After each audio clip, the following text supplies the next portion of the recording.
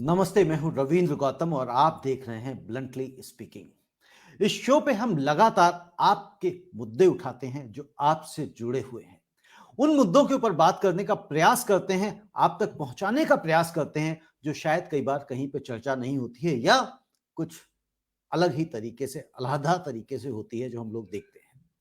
आज की जो चर्चा है, जो भी बजट आया था 1 फरवरी को, बहुत सारी चर्चाएं हुई हैं उसके ऊपर। हमने भी 2 घंटे 3 घंटे की लगातार चर्चा की थी, अलग अलग पैनलिस्ट उस पर अपने व्यूज भी दिए। लेकिन अब हमने सोचा है कि क्यों ना हम एक स्पेसिफिक अलग अलग सेक्टर वाइज कुछ एक्सपर्ट्स के साथ बात करें जो उस सेक्टर से जुड़े हुए हैं, और उनसे हम समझें कि उनको क्या मिला, और उसके मार्फत आप तक, जनता तक भी ये बात पहुंचे कि हेल्थ सेक्टर में, आज हम हेल्थ सेक्टर को ले रहे हैं, कि हेल्थ सेक्टर से जो बजट बढ़ाया गया है, जो कहा जा रहा है कि 137%, 137% का इंक्रीज किया गया है हेल्थ सेक्टर के बजट पे, तो वो आखिर है क्या?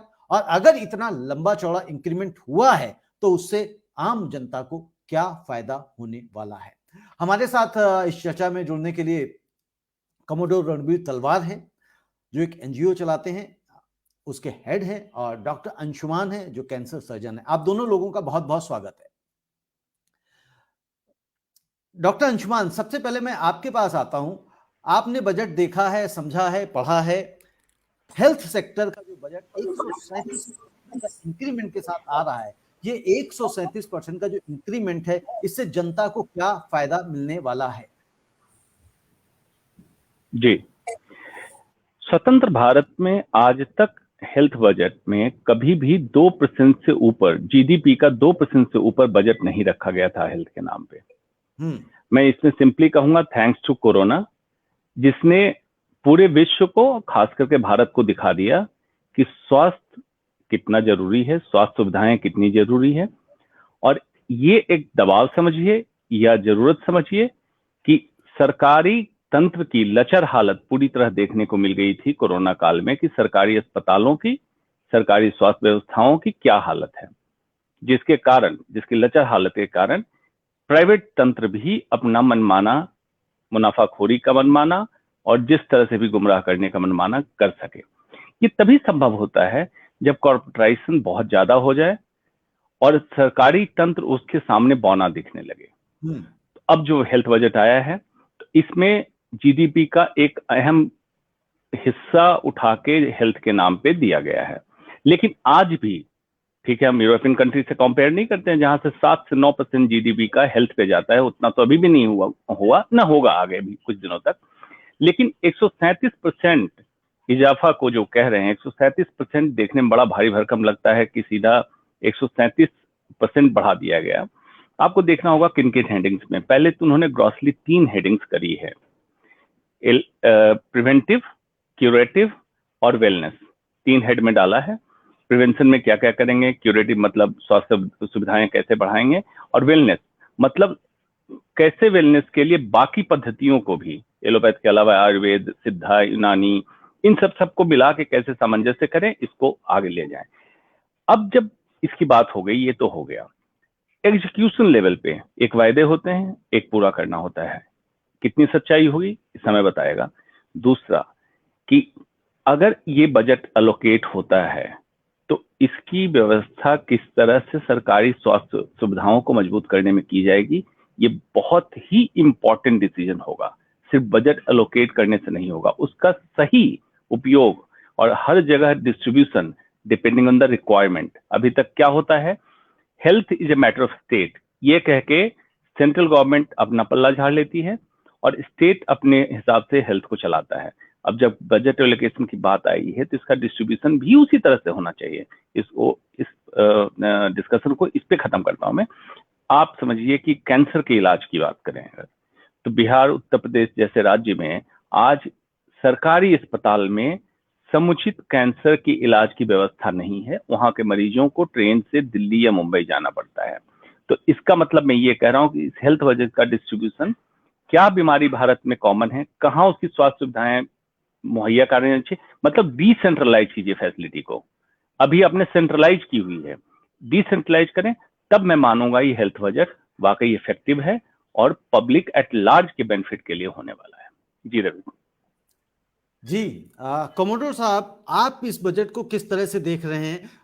हेल्थ सेक्टर में किस तरह से इसको आम जनता को क्या बेनिफिट मिलता हुआ कुछ दिखाई दे रहा है? लेकिन आप आंकड़े फिर से एक बारी देखेंगे तो आप जी, नोटिस करेंगे कि तकरीबन 35,000 करोड़ जो है, ये 80,000 से तकरीबन 2,20,000 करोड़ को बढ़ाया गया है इस बजट में।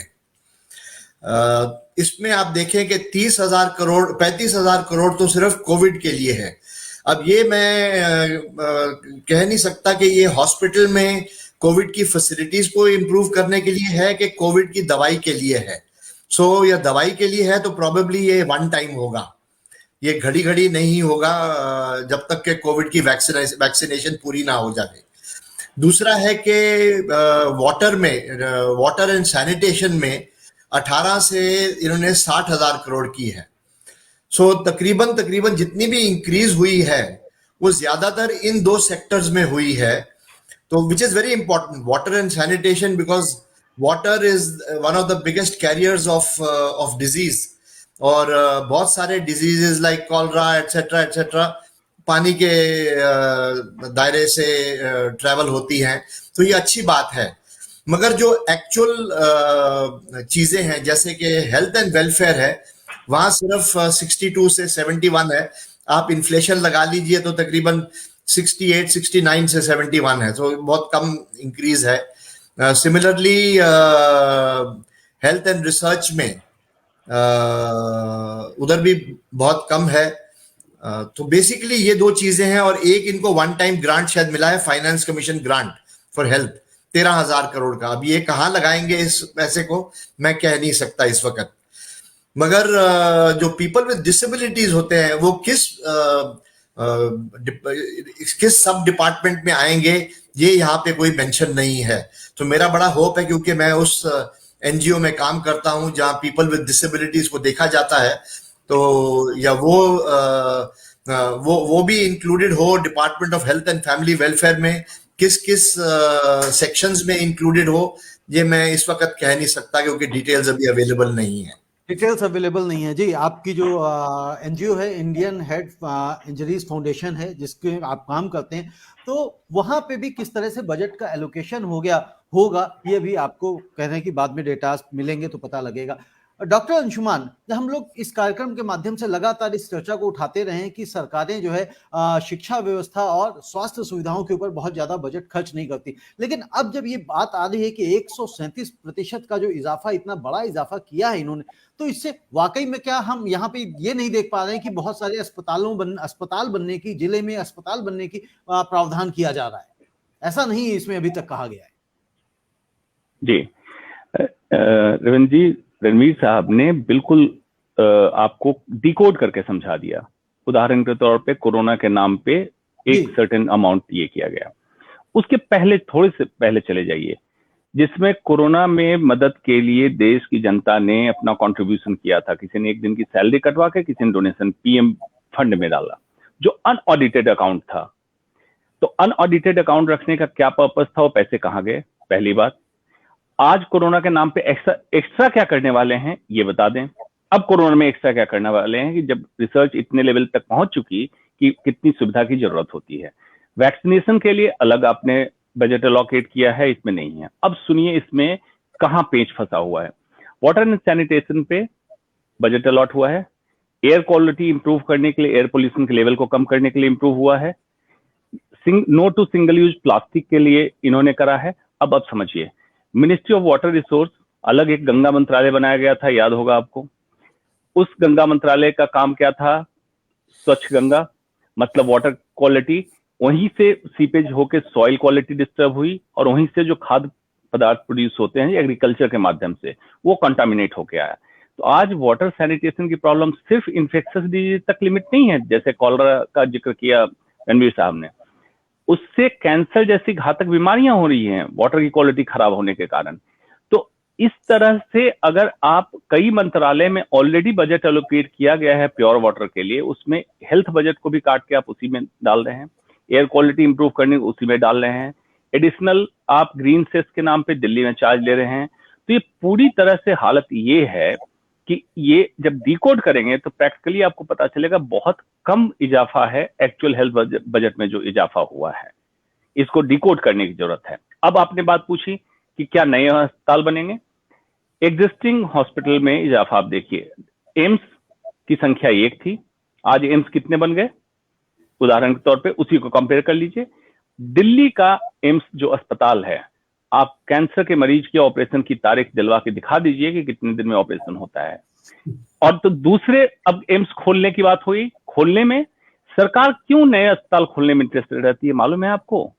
अस्पताल खोलने में बहुत सारे घपले हो सकते हैं, तो अस्पताल खोल तो दिया, लेकिन चलाने में घपले होने की उम्मीद कम होती है, क्योंकि आपको डॉक्टर रखना पड़ेगा, अस्पताल चलेगा तो घपले कम होंगे। और पैरेलल कॉर्पोरेट हॉस्पिटल नहीं ऊपर उठ पाएगा अगर सरकारी तंत्र मजबूत हो जाए, तो उसको चलाने में इंटरेस्ट नहीं है। तो एग्जिस्टिंग जितने अस्पताल हैं इंडिया में, अगर उसको दुरुस्त तरीके से हम चलाएं, मतलब उसका man power, infrastructure, availability, accessibility, इसको अगर इंप्रूव कर दें, तो अभी भी हम रनिंग लॉजिस्टिक्स से काफी अच्छी स्वास्थ्य सुविधाएं मुहैया करा सकते हैं।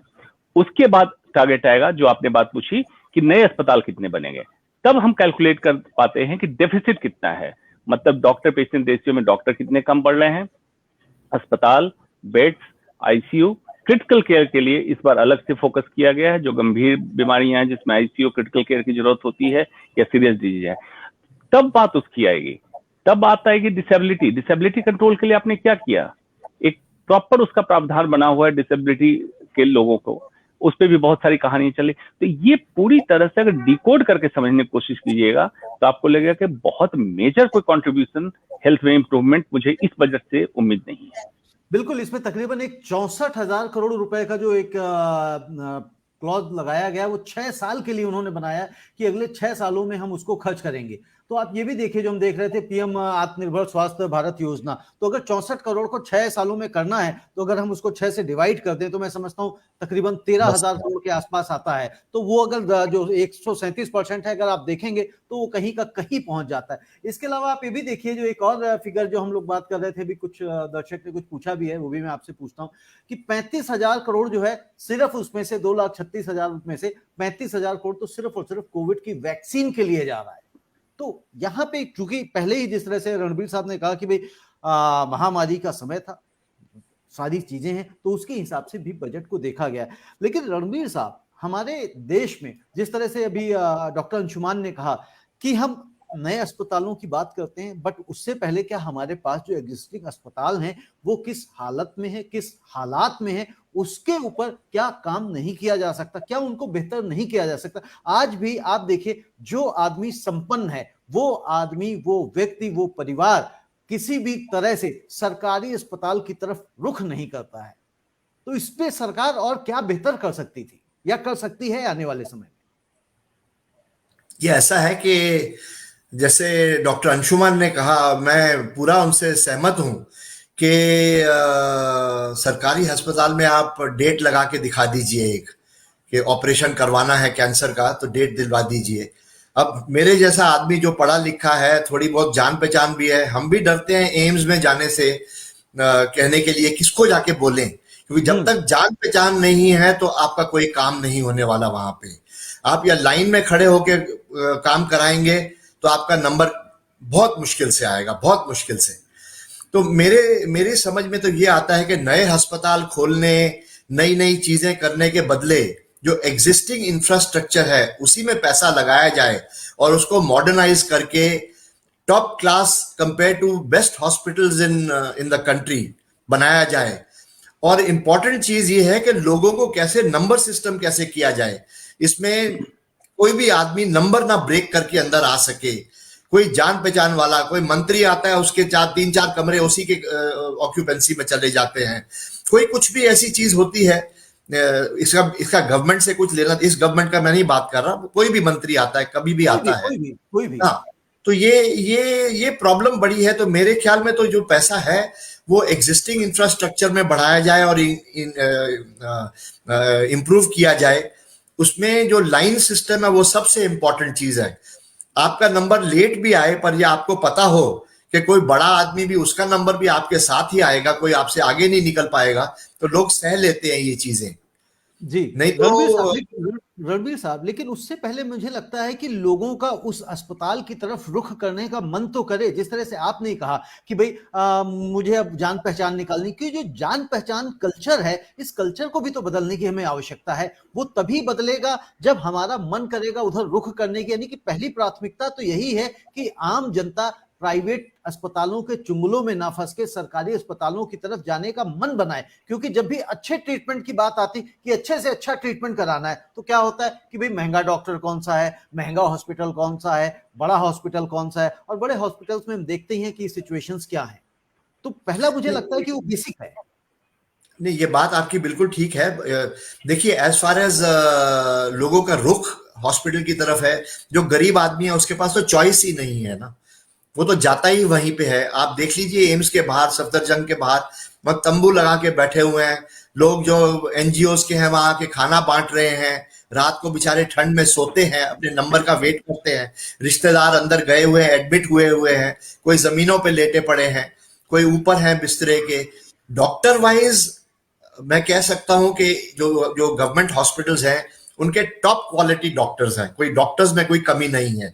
शायद उनके पास इंफ्रास्ट्रक्चर भी अच्छा है, पर capacity to handle the number of patients is just not there. This is where the problem lies. जी। डॉक्टर अंशुमान, एक हमारे रोटेरियन आभा चौधरी हैं, पूछ रहे हैं क्या इस स्वस्थ बजट 35,000 का वायरस क्या है ये वाइपन पूरी तरह से इस फिस्कल ईयर में एग्जॉस्ट हो जाएगा या सिर्फ आई कैंडी है?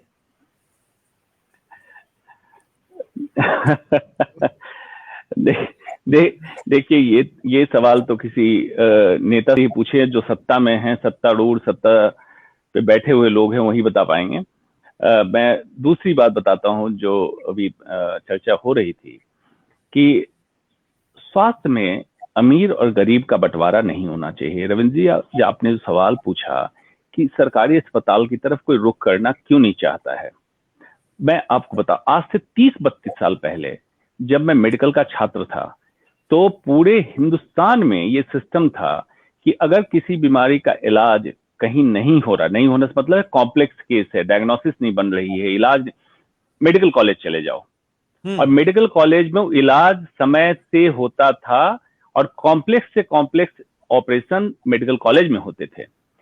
स्लोली किस तरह से, इसको मैं कहूंगा east India company formula, east India company ने जिस तरह से हिंदुस्तान को ट्रेडिंग का झांसा देके और किया, आपके आंखों के सामने किस तरह से पर्दा डाल दिया गया और गवर्नमेंट सिस्टम से धीरे धीरे आपको मजबूर कर दिया गया प्राइवेट और कॉर्पोरेट अस्पताल की तरफ रुख करना। क्यों? कारण कैसे ऐसा हुआ? इंफ्रास्ट्रक्चर, लॉजिस्टिक्स, डॉक्टर्स के नंबर सरकारी अस्पताल में कम कर दिए, सरकारी अस्पताल में जो लाइन क्यूइंग सिस्टम है इसको खराब कर दिया, गंदगी रहने लगी, तो ये लोग जाने में उत्सुक नहीं होते थे। हमारा संविधान राइट टू लाइफ हमें देता है। राइट टू लाइफ में हेल्थ फैसिलिटी हमारा अधिकार बनता है। कोई हमारे ऊपर ये हेल्थ फैसिलिटी देके भिखारी नहीं है जो आप दे रहे हैं, ये सबका हक है, अधिकार है, चाहे अमीर हो चाहे गरीब हो। नंबर 2, आयुष्मान भारत योजना बनाया, किसको दिया आयुष्मान भारत का बेनिफिट आपने? जो लोअर तबके के लोग हैं, जो गरीब हैं या ये नहीं कर सकते हैं। क्या वो टैक्स पेयर जो टैक्स पे कर रहा है कंट्री में, वो उसको डिवॉइड कर देना चाहिए इस तरह की फैसिलिटी से? वो अपना लाइफ इंश्योरेंस कराता है, हेल्थ इंश्योरेंस कराता है, उसका प्रीमियम पे करता है, फिर इलाज की जरूरत जब होती है तो प्राइवेट हॉस्पिटल का रास्ता देखता है। ये सब एक नेक्सस के तहत सब किया जाता है और उसमें आप उलझ के रहते हैं कि सरकार तो सब अच्छा कर रही है, सरकार अच्छा नहीं कर रही है। मैं इसको क्यों ऐसा कह रहा हूं? अगर आप एग्जिस्टिंग इंफ्रास्ट्रक्चर को, आज भी टेक्नोलॉजी का इतना अच्छा जमाना हो गया है कि अगर जैसे रमीज साहब का सवाल था कि अपॉइंटमेंट का सिस्टम आप स्ट्रॉन्ग करते हैं, सेगमेंटेशन, मतलब किस मरीज को किस अस्पताल तक पहुंचना है। एम्स में सर्दी खांसी के इलाज के लिए मरीज क्यों जाएगा? एम्स में वही केस जाए, उसके सेगमेंटेशन वहीं से हो जो नीचे के centre like community health centre या उससे ऊपर के सेंटर से रेफर हुआ, ये कॉम्प्लेक्स केस है तब एम्स में जाना है, तो आप भीड़ वहां का कंट्रोल कर लिए आपने। उसके बाद उसमें डायग्नोस्टिक फैसिलिटी, उदाहरण के तौर पे सिटी स्कैन का नंबर आपको 3 से 4 महीने बाद मिलता है, और कैंसर का मरीज का सोचिए क्या होता है, 3 से 4 महीने में कैंसर की हालत क्या हो जाएगी, आप क्या कर लेंगे। चौथी बात जो होता है जुगाड़ लगा के रास्ते को तोड़ने की बात, तो जुगाड़ लगाने की नौबत ही ना आए। आज अब प्राइवेट अस्पताल ऐसा क्या अनोखा करता है, इन्हीं चीजों को ठीक कर देता है कि आपको वेटिंग टाइम कम मिलेगा, ऑपरेशन की डेट जल्दी आएगी, डॉक्टर आपको उपयुक्त मिलेंगे, सर्विसेज अच्छी मिलेगी, यही करना है। और ये बिल्कुल डुएबल है, सरकार अपने लॉजिस्टिक के साथ करे। एट द सेम टाइम जो प्राइवेट हॉस्पिटल रन हो रहे हैं उनका रेट, उनके काम करने के तरीके, सब कुछ सरकारी संस्थान के निगरानी में हो, ताकि वो मनमानी ना कर पाए। अगर ये सामंजस्य बिठा लें तो देश की स्वास्थ्य व्यवस्था ठीक हो सकती है, आज भी ठीक हो सकती है। रणवीर जी, जिस तरह से इन्होंने कहा कि भाई जो प्राइवेट सेक्टर क्या करता है, यानी कि सर्विस जो है वो बेहतर कर देता है, सिस्टम इतना कर देता है कि आपको सिस्टमाइज है कि कहां से कब डेट मिलेगी, कब अपॉइंटमेंट मिलेगी, यानी कि सब कुछ प्रायोरिटी पे पॉसिबल है। यदि लेकिन बस कंडीशन वहां पे क्या है कि आपकी जेब में या तो पैसे होने चाहिए या आपके पास इंश्योरेंस की पॉलिसी होनी चाहिए। अगर ये दोनों चीजें नहीं है तो प्राइवेट अस्पताल के दरवाजे बंद हैं आपके लिए। जी बिल्कुल ठीक कहा, इसमें मैं ज्यादा कुछ ऐड नहीं कर सकता जो इन्होंने कहा। एक चीज गवर्नमेंट सोच सकती है कि जो बिलो पॉवर्टी लाइन वाले लोग हैं उनके आंकड़े गवर्नमेंट के पास हैं, या जो कि जिसकी कमाई 20,000 से कम है या कुछ ऐसी है, उनकी इंश्योरेंस का काम गवर्नमेंट ले ले अपने सिर पे, इसी बजट के थ्रू, बजटिंग सिस्टम। मुझे समझ नहीं है इस वक्त, मैं कह नहीं सकता कि इसके कितने पैसे लगेंगे, क्या होगा, कितने पैसे सरकार के पास है कि नहीं है, क्योंकि गवर्नमेंट को भी बजट में हर डिपार्टमेंट को पैसे देने होते हैं। पैसे तो उतने ही हैं, इधर ज्यादा डालेंगे तो उधर कम करना पड़ेगा। तो ये तो गवर्नमेंट, मैं ज्यादा ऐड नहीं कर सकता इसमें, या नहीं है, क्योंकि पैसे तो उनके पास होंगे, क्योंकि जिस तरह की कुछ चीजें अपने लिए, जब हम सेंट्रल विस्टा भी बना सकते हैं, नई संसद भी बना सकते हैं, जिसकी शायद अभी जरूरत नहीं है। हमारे देश को सबसे ज्यादा जरूरत अभी तो स्वास्थ्य, शिक्षा और भूखमरी के ऊपर है, तो उस पर अगर नहीं कर रही तो डिपेंड करता है, सरकारों की अलग प्रायोरिटी है। बट बात हम यहाँ पे ये कर रहे हैं कि हम इसको बेहतर कैसे कर सकते हैं, जो आपने इसी इंफ्रास्ट्रक्चर में, क्या यहाँ पे एक प्रश्न ये आता है कि सरकार इस इंफ्रास्ट्रक्चर को, डॉक्टर अंशुमान आ रहा हूं आपके पास, एक क्वेश्चन फ्रेज कर रहा हूं आपके लिए भी, कि आज सरकार जो सरकारी तंत्र है अस्पतालों का, क्या उनको बेहतर इसलिए नहीं करती कहीं उसके पास मरीज ज्यादा ना आ जाएं और उनको वो कैटर ना कर पाए? क्या ये भी कारण हो सकता है? रणवीर जी पहले आप जवाब दीजिए, फिर डॉक्टर। नहीं, मैं ये नहीं समझता। आई डोंट थिंक कोई भी सरकार चाहेगी कि उसका वोट बैंक उसके अगेंस्ट हो जाए, वो ना चाहेगी, कभी भी नहीं चाहेगी। चाहे चालाकी से वोट बैंक अपने साथ रखेगी या जेन्युइन तरीके से अपने साथ रखेगी, पर वोट बैंक को छोड़ेगी नहीं। जैसे कि अभी एग्रीकल्चरल स्ट्राइक हो रहा है, मैं तो हैरान हूं क्यों अपने 60 करोड़ फार्मर्स को अपने अगेंस्ट कर रही है सरकार। चलिए सेपरेट सब्जेक्ट चाह रहा था, बट आज ये सब्जेक्ट नहीं है, लंबा हाँ, हो वो जाएगा, सेपरेट सब्जेक्ट है और किसी दिन करेंगे। हाँ नहीं, बिल्कुल ठीक। तो मेरे ख्याल में तो ये कारण नहीं हो सकता है कि गवर्नमेंट जान के पैसे ना खर्चना चाहे हेल्थ के ऊपर। आज 70 साल से एलोकेशंस हेल्थ में बहुत कम होती हैं, शुरू से हमेशा ऐसे होता आया है। इस बारी इन्होंने थोड़ा इंक्रीज किया है, पर ये भी जैसे डॉक्टर साहब ने कहा, is a bit of an eye wash.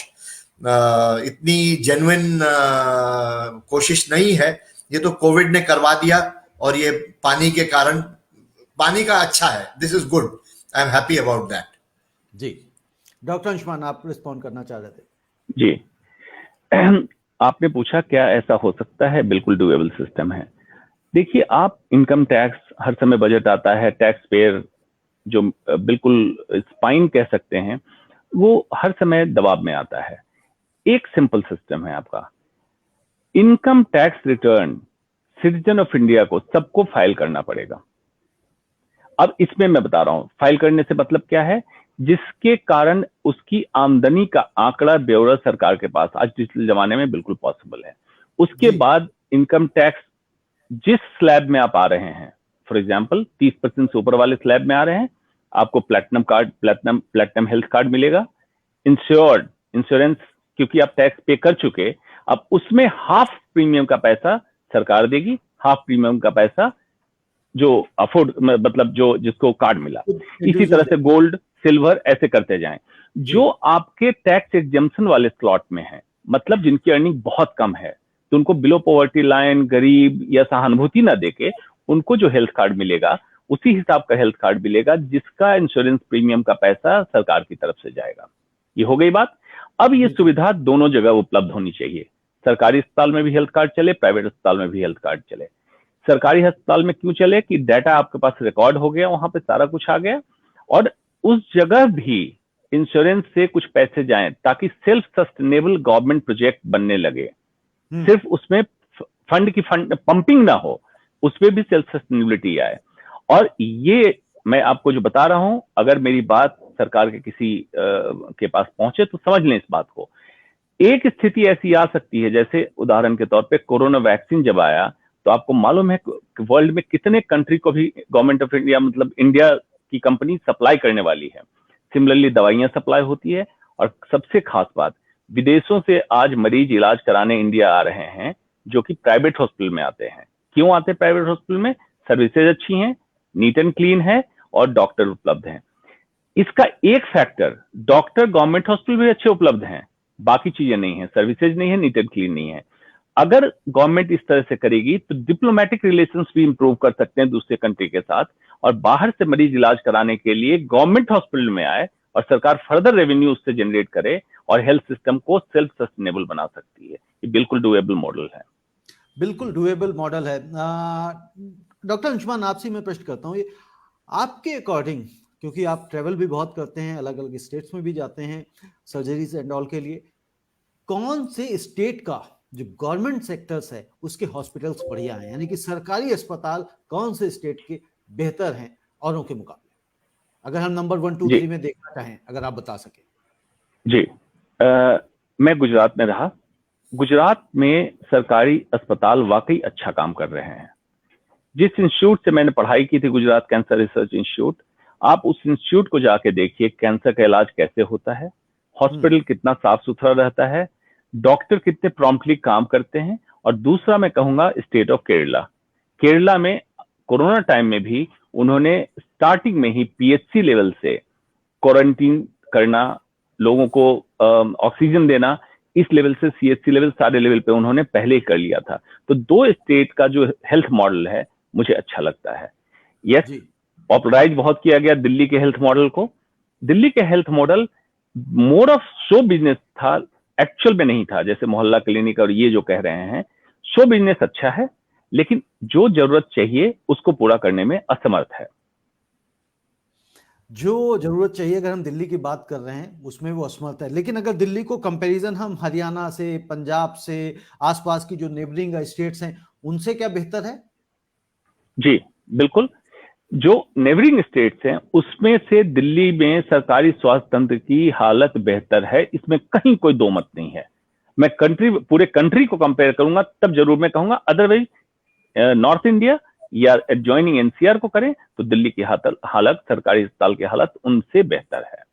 बेहतर है। तो यानी कि जिस तरह से इसकी हालत पहले कुछ समय पहले बेहतर नहीं थी, बट जो इस तरह से इसको पॉपुलराइज किया गया, जिस तरह से इसका शो ऑफ किया गया, तो यानी कि कुछ थोड़ा बहुत प्रयास हुआ है जिसके कारण शायद आप इसको कुछ नंबर दे भी पा रहे हैं। बिल्कुल।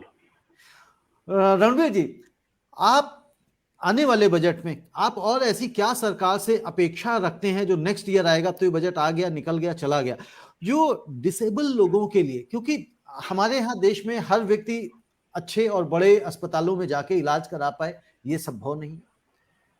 सरकारी अस्पतालों में आपने खुद बताया, अगर आपके पास अच्छी जान पहचान नहीं है किसी अच्छे सरकारी अस्पताल में, तो आपको वहां पे इलाज मुश्किल से ही मिलेगा। हो सकता है कि आप, जिस तरह से आपने बताया, एम्स के बाहर भी अभी रात में लोग बाहर सड़क पे इंतजार कर रहे होते हैं। क्या आप सोचते हैं कि सरकार क्या ऐसा और करे जिससे जो इस तरह का सेक्टर है और बेहतर हो सकता है, उनको बढ़िया इलाज मिल सकता है? क्योंकि जान तो किसी की भी हो, वो जान जानी होती है। देखिए, जो पीपल विद डिसेबिलिटीज होते हैं, वेरियस टाइप्स ऑफ डिसेबिलिटीज हैं, brain disabilities, spinal disabilities, cancer disabilities, various types of disabilities होती हैं। कोई पैदाइशी डिसेबल होते हैं। अब इन डिसेबल के लिए कोई इमरजेंसी हो तो इमरजेंसी के लिए मेरे ख्याल गवर्नमेंट हॉस्पिटल्स अच्छे हैं। आप इमरजेंसी में किसी को ले जाइए और वाकई ही इमरजेंसी हो तो वो आपको देख लेते हैं। ट्रॉमा, जैसे एम्स का ट्रॉमा सेंटर है, आप किसी को ले जाएं तो देख लेते हैं वहां पे जल्दी में आपको। मगर ये जो subject of people with disabilities है, ये बिल्कुल ही सेपरेट सब्जेक्ट है। एक department of empowerment of people with disabilities है, वो इस सब्जेक्ट को देखता है प्राइमरीली। और इस सब्जेक्ट में जैसे मैं आपको बताऊं कि इंडिया में जो पॉपुलेशन ऑफ डिसेबल्ड पीपल हैं जिनको मदद चाहिए, वो रफली 2.1 से लेके 2.3% तक है पॉपुलेशन के। विच मीन्स ये सेंसस जो हुआ था 2011 का सेंसस से मैं आपको बता रहा हूं, 2.1 था। तो अब नेचुरल प्रोग्रेशन आप देखें तो 2.2 2.3 पहुंच गया है। रफली 3 करोड़ लोग ऐसे हैं जो इस देश में वो डिसेबल्ड हैं, और हर साल इसमें इंक्रीज होता है कुछ ना कुछ। और जो डिसेबल्ड आदमी होता है उसको ऐसी फैसिलिटी चाहिए होती है जो कि 4-5 साल तक उसकी ट्रीटमेंट हो सके, तभी वो अपने आप को एबल कर सकता है, केपेबल कर सकता है कि वो अपने आप को इंडिपेंडेंट बना ले। अब 3 करोड़ पॉपुलेशन के रफली आप देख लीजिए, कई कई रिलीजन्स जो हैं इंडिया में, जैसे कि सिखिज्म है, क्रिश्चियनिटी है, बुद्धिज्म है, इनमें इतने भी लोग नहीं है जितने के डिसेबल्ड लोग हैं हमारे। मगर उसके लिए कुछ किया नहीं जाता। पिछले तकरीबन 15 साल से मैं देख रहा हूं कि 0.04 ऑफ द बजट जो है वो इन लोगों के लिए दी जाती है। और इस साल विच वर्क्स आउट टू रफली 1300 करोड़, पिछले साल 1350 करोड़ था रफली। अब इस साल इन्होंने 1100 कुछ 25 करोड़ या कुछ बना दिया है, तो रफली 150 करोड़, जो कि 12% उसकी लास्ट ईयर की बजट थी उससे कम है। और डिसेबल्ड लोग बेचारे ऐसे हैं, और पेंडेमिक टाइम में उन्होंने बहुत मुसीबतें सही हैं। कोई उनको हेल्प करने वाला नहीं था। जो आदमी उनको केयर गिवर उनको हेल्प करने आता था, वो लॉकडाउन के चक्कर में पहुंच नहीं पाता था इनके पास, और जब पहुंचता था तो लोग डरते थे कि जो ये ऐसे लोग हैं, डिसेबल्ड लोग हैं, डिसेबिलिटीज वाले लोग हैं, इनको कोमॉर्बिडिटीज होंगी तो हमें कुछ लग ना जाए इनसे। तो इस डर में भी बहुत लोग नहीं आते थे। इनको 1500 रुपए गवर्नमेंट देती है डिसेबल्ड लोगों को per month as a subsistence allowance kind of thing, मगर ये सबको मिलता नहीं है क्योंकि इसमें भी घपला बहुत है। वो पैसा जो है, रणवीर जी आप सही कह रहे हैं कि हमारे देश में जो ये घपला शब्द है ना, जब तक ये नहीं खत्म होगा सरकार के साथ में, क्योंकि सरकार की कोई भी प्रोजेक्ट हो, कैसे भी प्रोजेक्ट हो, ये जो सज्जन है मिस्टर घपला, ये सब जगह सबसे पहले पहुंच जाते हैं। प्रोजेक्ट बनता बाद में है। मुझे लगता है लोग कहते हैं कि घपला साहब की हम पहुंचे कैसे। एक कोई सरोजनी जी हैं, ये लिख रही हैं, डॉक्टर अंशुमान, सरकार कभी नहीं चाहेगी कि स्वास्थ्य और शिक्षा की व्यवस्था सही हो, क्योंकि सारी समस्याएं आम जनता को होती हैं। अब तो सरकार उद्योगपति की है। सरकार राम मंदिर, नई संसद, मनुवाद को बढ़ावा देना, लंबे समय तक सत्ता में काबिज रहना ही उद्देश्य है। ये तो आई थिंक सभी का उद्देश्य होता है। इसमें कोई इस सरकार की बात नहीं है कि सिर्फ यही सरकार काबिज रहना चाहती, हर सरकार चाहती है। तो मैं थोड़ा बहुत और कुछ कहना चाहता था, चाहे आप डॉक्टर साहब से पहले पूछ लीजिए, फिर मैं आगे बोलूंगा। प्लीज आप बोलिए, आप अपने क्लोजिंग। तो इनकी सिचुएशन जरा ज्यादा ग्रिम है। अब देखिए, इनकी कोई स्किल डेवलपमेंट सिस्टम नहीं है कंट्री में, भाई इनको कोई नौकरी मिल जाए कुछ स्किल डेवलपमेंट करने के लिए। ये एनजीओस पे छोड़ा हुआ है। एनजीओस कितनों को संभाल सकते हैं 3 करोड़ में। इस फील्ड में जो कि पीपल विद डिसेबिलिटीज की फील्ड है, इसमें कितने एनजीओस काम करते हैं? बहुत कम है, ज्यादा नहीं है। ज्यादातर लोग वो हैं जो कि गवर्नमेंट से एडवोकेसी करके लॉ रूल बनाने के लिए, पर on the ground foot soldiers जो हैं वो बहुत कम है उनके पास, और इनका कोई हेल्प नहीं हो पाता। तो स्किल डेवलपमेंट नहीं है, कोई जॉब रिजर्वेशंस नहीं है इनके लिए, रिहैबिलिटेशन सेंटर्स नहीं है। गवर्नमेंट के पास कोई रिहैबिलिटेशन सेंटर नहीं है। जो हॉस्पिटल में है उसमें वो जाता है आदमी, तो उसका दूसरी बारी नंबर जो है वो 3 महीने 4 महीने के बाद आता है। वेरएज रिहैबिलिटेशन की रिक्वायरमेंट जो है वो कम से कम ऑल्टरनेट डेज को होती है, शुरू में एटलीस्ट। जो कोई हेड इंजरी वाला हो या स्पाइनल इंजरी वाला हो, उसको स्पीच थेरेपी की जरूरत हो, तो ये प्रॉब्लम्स बड़ी सीवियर हैं हमारी कंट्री में। जो है यूजर फ्रेंडली नहीं है, इनके लिए रैंप्स नहीं है कहीं स्कूलों में या सिनेमा हॉल्स में या शॉपिंग सेंटर्स में, ये बेचारे अपने आप कहीं जा नहीं पाते। फॉर्चुनेटली मेट्रो में अभी इन्होंने यूजर फ्रेंडली बना दिया है, ये बड़ा अच्छा काम किया है। और इनके केयर गिवर्स जो होते हैं वो नॉर्मली इनके पेरेंट्स होते हैं। मेजॉरिटी ऑफ द पीपल जो है वो होम रिहेबिलिटेशन में काम करते हैं, वो कहीं जा नहीं पाते क्योंकि पे नहीं कर पाते, पैसे नहीं होते इनके पास। कोई कोई एनजीओज इनके लिए करते हैं, मगर NGOs can handle only 10-15,000 people out of 3 crore population. तो ये बड़ी सीवियर इनके लिए प्रॉब्लम है। इन बेचारों के लिए बेचारा तो नहीं बोलना चाहिए था, बिकॉज इनको अच्छा भी नहीं लगता, इनको कभी गलती से कह दो बेचारा तो ये बुरा मनाते हैं, क्योंकि they want to feel like they are natural and good citizens of the country, they want to be a part of the society, मगर हम इनको होने नहीं देते आसानी से। कई जगहों पे गांव वगैरह में इनका मजाक उड़ाया जाता है, ये भी अच्छी बात नहीं है। अब कैसे ये पूरा सिस्टम को चेंज किया जाए, ये बहुत ही मुश्किल मैं आपको कह सकता हूँ। बिल्कुल रणवीर जी, आप सही कह रहे हैं कि सिस्टम को कैसे पूरी तरह से चेंज किया जाए, ये बहुत मुश्किल है और इतना आसान कभी भी नहीं होता है किसी भी चीज को इतनी जल्दी से चेंज कर देना। खैर, मुझे लगता है सरकारें काम करेंगी, बट आप जब जैसे लोग जब आवाज उठाते रहेंगे तभी काम करेंगी। हो सकता है तिनका तिनका ही करके कहीं चीजें बात बड़ी हो जाए। डॉक्टर अंशुमान, आपके क्लोजिंग रिमार्क्स प्लीज। जी, पहले तो मैं रणवीर साहब की बात को ही आगे बढ़ाऊं। डिसेबिलिटी एक मेजर इशू है कंट्री में, और आपको जान के आश्चर्य होगा, अलग अलग तरीके की डिसेबिलिटी होती है जिसमें मेंटल फिजिकल दो ग्रॉसली आप कर सकते हैं, कि इन दिनों मेडिकल में एडमिशन के लिए एक मिनिमल डिसेबिलिटी, जैसे किसी का हाथ, बायां हाथ की उंगलियां अगर 4 कटी हुई, अनफिट कर दिया गया था। जो कि मैं डॉक्टर हूं, मैं जानता हूं कि ऐसे लोग अनफिट नहीं है मेडिकल की पढ़ाई करने के लिए, सर्जिकल फील्ड में आने के लिए अनफिट हो सकते हैं, मतलब ऑपरेशन करने के लिए, लेकिन एमबीबीएस में कोई ऑपरेशन करना नहीं होता है। तो डिसेबिलिटी की जागरूकता इतनी कम है, इतना इग्नोर्ड सेगमेंट है कंट्री में, जिसको बहुत सीरियसली देखना चाहिए। दूसरी बात, जो एक आपके दर्शक ने लिखा था कि राम मंदिर और ये सब हो गया, तो उसकी बात मैं समझा देता हूं आपको। आपने 370 मांगे, 370 मिला। राम मंदिर मांगा, राम मंदिर मिला। हिंदुस्तान की जनता ने स्वास्थ्य सेवा कब मांगा? कब किसी ने चैलेंज किया गवर्नमेंट को इलेक्शन के टाइम कि क्या किया है स्वास्थ्य सेवा को इंप्रूव करने के लिए? आप मांगिए, ये भी मिलेगा, क्योंकि आखिरी लाइन वही है, सत्ता पे काबिज रहना चाहते हैं तो जो आप मांगिएगा वही मिलेगा। मांगना शुरू कीजिए, और जिनको चुनोगे वही मिलेगा आपको। तो आप बिल्कुल चुनिए भी, सोच के चुनिए। बिल्कुल डॉक्टर अंशुमान, रणवीर जी, आप लोगों ने बहुत बेहतर तरीके से बताया। और ये जो बात हम लोग बार बार इस प्लेटफॉर्म के माध्यम से भी यही कहते हैं कि जो आप इलेक्शन के टाइम पे डिमांड करेंगे, मांग करेंगे, वही मिलेगा। आपने राम मंदिर मांगा, राम मंदिर मिल गया, उससे क्या हमारा भला होगा? बात की बात है, हमारी सबकी भावनाएं अलग हैं, लेकिन ग्राउंड लेवल पे जिन समस्याओं से हम जूझते हैं, उन समस्याओं का भी निदान होना आवश्यक है। बहुत बहुत शुक्रिया रणवीर जी और डॉक्टर अंशुमान। हम लोग फिर मिलेंगे कल 9 बजे। धन्यवाद।